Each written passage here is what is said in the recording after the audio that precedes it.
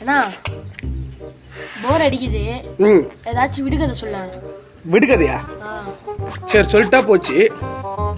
அப்பா பீடி பிடிக்கிறாரு, அம்மா துணி துவைக்கிறாங்க, பாப்பா அழுவும்.